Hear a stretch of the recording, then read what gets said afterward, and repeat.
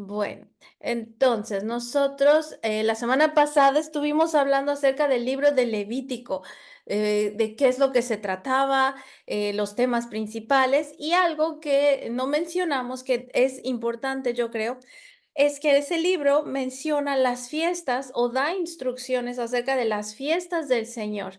El Señor ordenó a Israel celebrar 7 fiestas específicas en el año. Entonces, cada año los israelitas tenían que celebrar estas fiestas.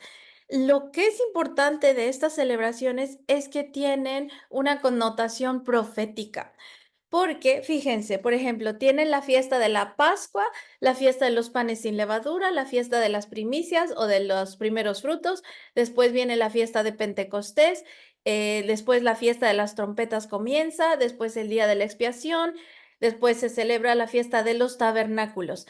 Pero Jesús murió en el día de la Pascua y resucitó en el día de las primicias. Entonces, todo esto tiene una connotación profética. Ya en alguna otra ocasión vamos a tener un seminario específico nada más para hablar acerca de estas fiestas, pero cuando ustedes lean Levítico van a entender ahora por qué son importantes estas celebraciones del Señor, ¿ok? Ahora, habíamos dicho que vamos en orden cronológico, ¿verdad? Entonces, Génesis y Job son alrededor de la misma fecha. Lo siguiente que sucede es Éxodo, ya que el Señor saca a su pueblo de Egipto.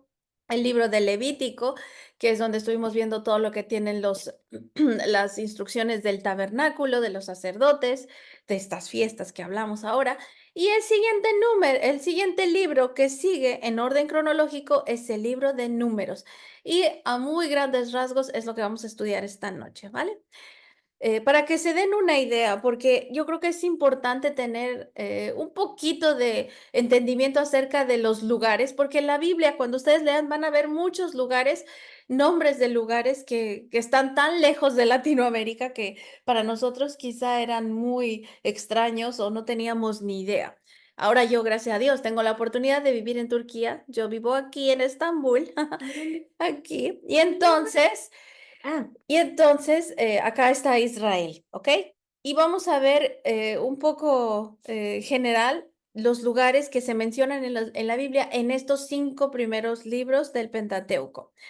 Lo que empezamos a leer fue la historia de Abraham, bueno, perdón, la historia de Adán y Eva, que probablemente es el jardín del Edén se encontraba en alguna de estas áreas, que puede ser Irak, Irán, parte de Turquía también, ajá. Y desde ahí comienza la historia de la Biblia. Después vamos a ver que están las flechitas de colores, los viajes, primero el viaje de Abraham. Cuando el Señor llama a Abraham, él vivía aquí en Ur de los Caldeos.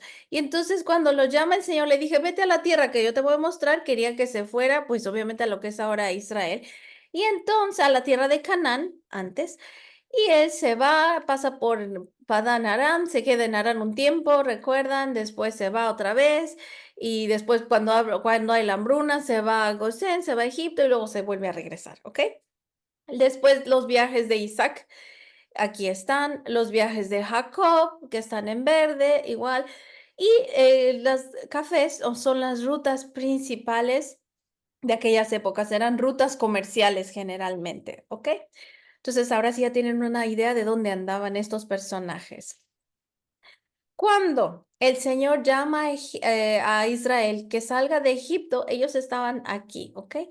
Entonces, nosotros cuando leemos el libro de Éxodo, ellos ya habían salido de Egipto, habían cruzado el Mar Rojo por aquí más o menos. Cuando leen Éxodo, el capítulo 15, están por aquí los israelitas. Después en el capítulo 16 ya van más para bajito. Después en el capítulo 17, 18 llegan al desierto del Sinaí. Éxodo 19, 40 es donde reciben aquí toda la ley del Señor y el libro de Levítico se lleva a cabo aquí, las instrucciones, y ahí es donde empiezan a armar el santuario. Ujú. Entonces, de Egipto a Canaán tardaron alrededor de perdón, de Egipto a Canaán deberían haber tardado unos 3 o 4 meses en llegar, ¿ok? Después, pero no llegaron en eso, y eso hoy vamos a hablar de eso, ¿por qué no llegaron en tan poco tiempo y se tardaron 40 años en el desierto? Pero cuando cruzaron el Mar Rojo, a Mara, que es aquí, donde se quejaron acerca del agua, que no tenían agua, eran 3 días de camino. Esto les da una idea de qué tan grande es el lugar, ¿ok? De aquí a acá, 3 días de camino. De Gosén al Sinaí, de acá hasta acá, unos 47 días. Y aquí en el Sinaí, en el área del Sinaí, se quedaron aproximadamente un año, ¿ok? Acamparon ahí aproximadamente un año. Entonces ya tienen una idea de los lugares, ¿verdad? De la geografía. Ahora, el libro de números fue escrito por Moisés. Su nombre viene de números porque aquí se hace un censo, el primer censo de toda la comunidad de Israel por clanes y por familias patriarcales, es decir, de quién pertenecía a cada una de las 12 tribus de Israel. Aquí se hace un censo, se cuentan. Las palabras claves de este libro son: la incredulidad puede retrasar o impedir la entrada a una vida bendecida. Y eso no nada más fue válido para ellos, sino que también es válido para nosotros. Cuando en nuestra vida hay incredulidad, esa incredulidad puede hacer que se retrasen o impidan quizás la entrada de bendiciones a nuestra vida. El contenido de este libro es un texto narrativo, hay muchas historias, que de hecho es uno de mis libros favoritos, tiene historias muy interesantes, pero también es un documento legal porque van a encontrar ustedes bastantes leyes que el Señor da a los israelitas. Los personajes centrales van a ser Moisés, Caleb y Josué. Josué es el sucesor de Moisés, por eso es que es importante aquí, y Caleb va a ser el ayudante de Josué.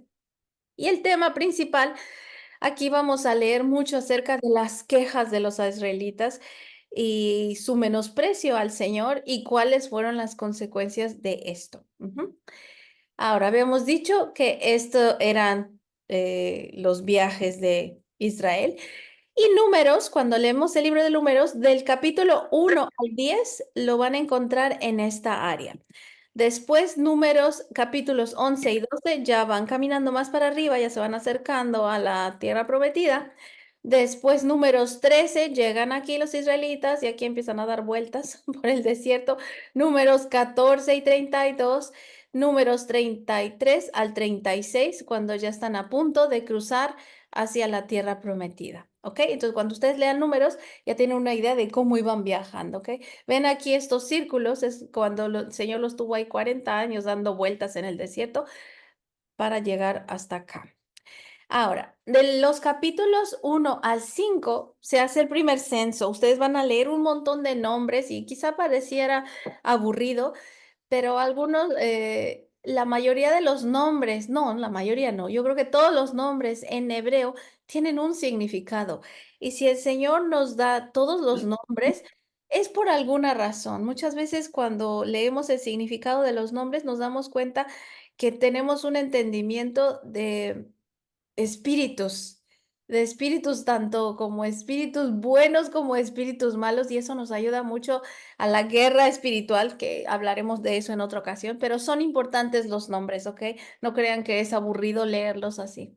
Entonces, en estos capítulos se levanta el tabernáculo del Señor, recuerdan que hablamos de eso, llega la nube, que es la presencia del Señor que llena el tabernáculo, y tenemos aquí que aquí está el norte, aquí está el este, aquí el oeste y acá abajo está el sur.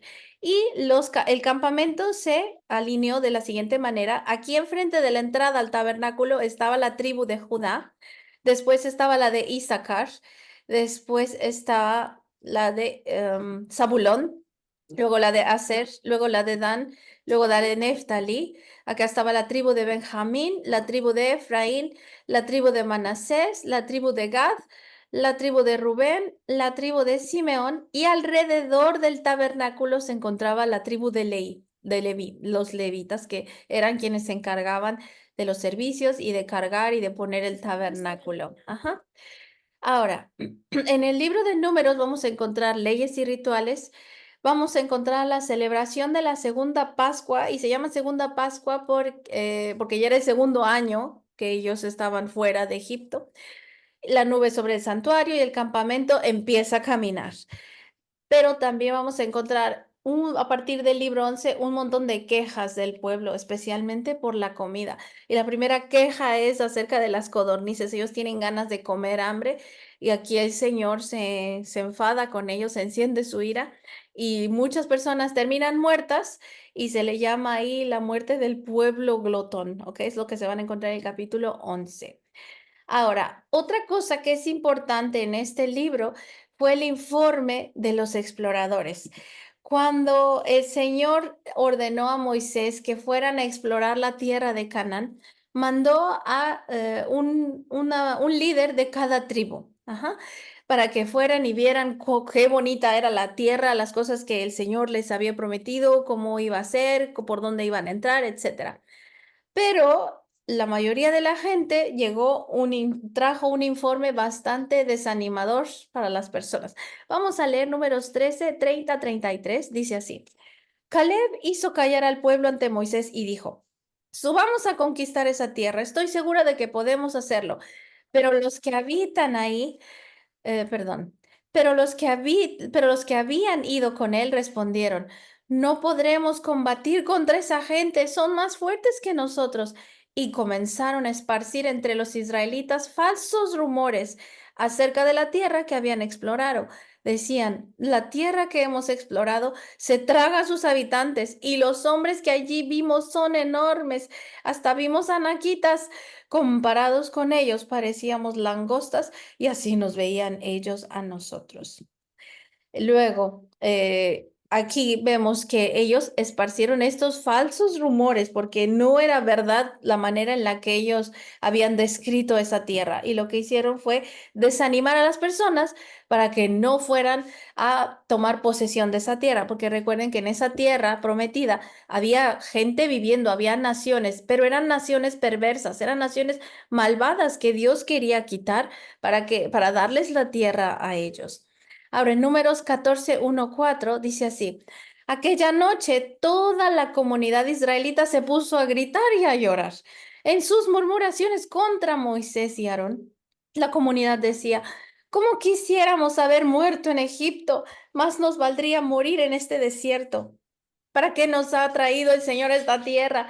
¿Para qué morir atravesados por la espada y que nuestras esposas y nuestros niños se conviertan en botín de guerra? ¿No sería mejor que volviéramos a Egipto? Y unos a otros se decían, escojamos un cabecilla que nos lleve a Egipto. ¿Qué vemos aquí? Vemos que en primer lugar las emociones son contagiosas. Cuando uno está alegre, generalmente se contagia la alegría porque uno lleva, como decimos quizás de manera coloquial, ay, lleva buena vibra, ¿no? Y la gente empieza a contagiarse de eso. Pero ¿no han estado ustedes en algún lugar donde la gente se está quejando y les empieza a ustedes a venir pensamientos de cosas malas también para poder ustedes quejarse? Pues es lo que pasó aquí. Dice aquí que todos se pusieron a gritar y a llorar y empezaron a quejarse en contra de Moisés y Aarón, pero era en realidad en contra del Señor, porque era el Señor quien los había sacado de Egipto, no Moisés y Aarón, no fue idea de Moisés y Aarón, fue idea del Señor. Entonces en realidad se estaban quejando de Dios. ¿Qué hicieron ellos? Empezar a hacer chismes y rumores, porque no era verdad. Entonces encima se estaban quejando de algo que ni siquiera era realidad. ¿En qué tuvieron miedo? Empezaron a tener miedo a los problemas, a cosas que ni siquiera habían pasado todavía. Tuvieron miedo de morir cuando el Señor les había prometido ya que iban a tener victoria, que les iba a dar esa tierra. Entonces no tenían por qué haber tenido miedo, tenían la promesa y el respaldo de Dios, pero ellos empezaron a tener miedo a esto. ¿Y qué pasó? Después de tener miedo, pues se empiezan a rebelar, pues vámonos de regreso, vamos a buscar a alguien que nos lleve, empiezan a hacer sus propios planes y esos planes pues van en contra del Señor, en contra de lo que Dios quería. Y eso nos puede pasar igual a nosotros. Si el Señor ya nos ha dicho, yo te voy a bendecir, yo todos mis planes que tengo para ti son de bienestar, pero si yo veo que las cosas no están yendo como el Señor me ha dicho, yo tengo que seguir creyendo en el Señor, porque si empiezo a escuchar los consejos de las personas que quizá no tienen el entendimiento que Dios nos ha dado, pues nos vamos a empezar a quejar, nos vamos a empezar a hacer de chismes y rumores que ni al caso y vamos a terminar rebelándonos en contra del Señor. y eso es peligroso. Algo que a mí me ha cambiado muchísimo el entendimiento en cuanto a las quejas es que los pasajes, hay 3 pasajes en el libro de Números que nos enseñan cómo es que la queja no nada más provoca una rebelión al Señor, sino que de verdad distorsiona nuestra realidad, y eso es bien peligroso. Fíjense, cuando el Señor sacó a los israelitas de Egipto en el desierto, Él les mandó a comer maná. Maná era como un pan que caía del cielo. Y aquí lo describen los israelitas como era blanco como las semillas del cilantro y dulce como el pan con miel, ¿ok? Pues era algo agradable, ¿no? Era algo dulce, era algo pan con miel, pues está rico, ¿no? Se ve bonito, está apetecible. Perdón. Ese mismo maná, después de que se habían quejado, decían que sabía pan amasado con aceite. ¿Qué tiene que ver el pan amasado con aceite con pan con miel? Era el mismo maná, el maná no había cambiado.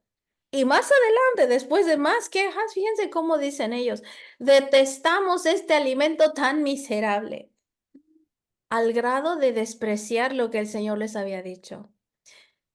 Ahora yo tengo mucho cuidado y de verdad trato de tener cuidado de no quejarme, porque yo sé que entonces mi queja va a distorsionar la realidad, no es verdad de lo que me estoy quejando y entonces voy a portarme como una rebelde en contra del Señor y eso va a traerme consecuencias. Y estas quejas, esta distorsión de la realidad, estas rebeliones que sufrieron los israelitas, les trajeron consecuencias muy grandes. Fíjense nada más lo que pasó.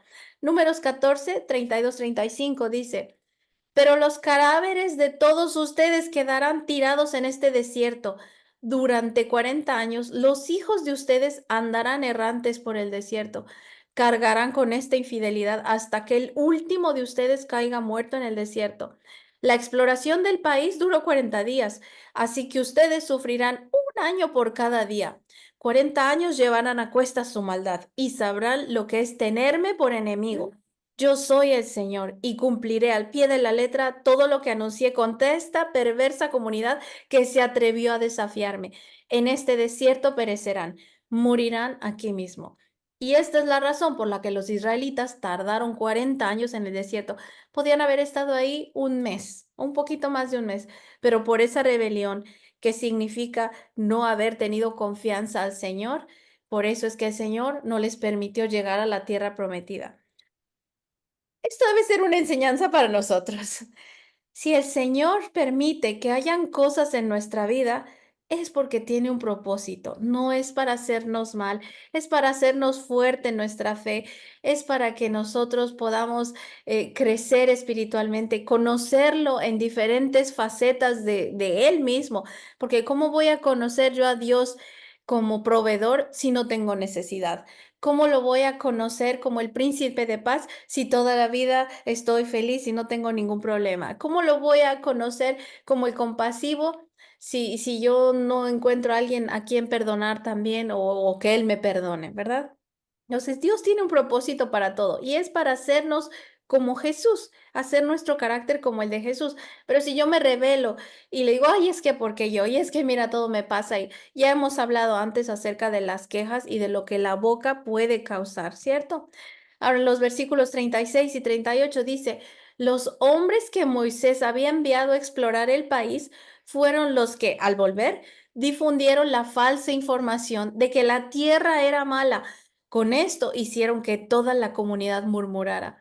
Por eso los responsables de haber difundido este falso informe acerca de aquella tierra murieron delante del Señor víctimas de una plaga. De todos los hombres que fueron a explorar el país, solo sobrevivieron Josué, hijo de Nun, y Caleb, hijo de Jefone.